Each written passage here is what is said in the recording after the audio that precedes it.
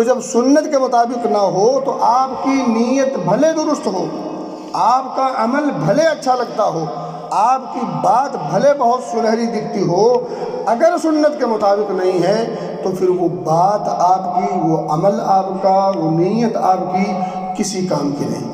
تو ضروری ہے کہ ہم اپنے آپ کو ٹٹولیں، چیک کریں کہ کیا یہ سنت کے مطابق ہے۔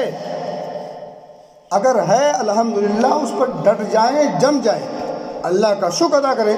لیکن اگر خدا نخواستہ وہ سنت کے مطابق نہیں تو ہٹ دھرمی چھوڑے۔ دیکھیں، اگر ایک انسان سنت کو سامنے پا جانے کے بعد کسی عمل کو جو وہ عمل سنت کے خلاف ہے نہیں چھوڑتا تو ایسا شخص، ابو عثمان النیزابوری کہتے ہیں کہ ایسا شخص متکبر ہے، وہ تکبر کے دلدل میں پھنس چکا ہے۔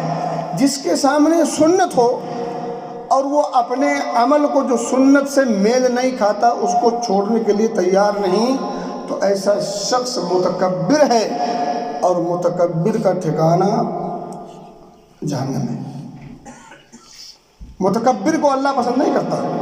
اور صحیح مسلم کی ایک حدیث کا ایک ٹکڑا بھی ہے کہ الکبر بطر الحق وغمط الناس، کبر یہ ہے کہ انسان حق کو نہ مانے اور اپنے بھائی کو کمتر اور حقیر سمجھے۔ تو تکبر یہ ہے کہ انسان حق بات کو، حق کی حقانیت کے باوجود نہ مانے، تو ایسا شخص کبر کا شکار ہے اور وہ شخص متکبر ہے۔ ایسے لوگوں کو ڈرنا چاہیے اللہ کے عذاب سے، اللہ کی ناراضگی سے اور جہنم سے۔ ایسے لوگوں کو ڈرنا چاہیے۔ اللہ ہمیں سمجھ کی توفیق دے۔ میرے بھائی، رجب کا مہینہ میں نے بتایا شروع میں کہ یہ حرمت کا مہینہ، ادب کا مہینہ ہے، اور یہ حرمت اور ادب کا مہینہ، تقدس کا مہینہ، احترام کا مہینہ اسلام کی آمد سے پہلے بھی تھا۔ اسلام کی آمد سے پہلے جاہلیت کے زمانے میں بھی 4 مہینے حرمت کے تھے، 4 مہینے ادب کے تھے۔ تو ان کے یہاں ادب کا معنی یہ ہوتا تھا کہ وہ ان مہینوں میں لڑائی جھگڑا نہیں کرتے تھے، ان مہینوں میں لوٹ مار اور ڈاکہ نہیں ڈالتے تھے، کیونکہ ان کے یہاں لوٹ مار اور لڑائی اور جھگڑا، قتل غارت خوریزی یہ ان کی گھٹی میں پڑا ہوا تھا۔ لیکن ان 4 مہینوں میں وہ یہ کام نہیں کرتے تھے، اتنا لحاظ رکھتے تھے ان 4 مہینوں کا۔ ان 4 مہینوں کا وہ خاص خیال رکھا کرتے تھے۔ ایک حدیث ہے، حدیث لمبی ہے، اس کا ایک ٹکڑا ہے۔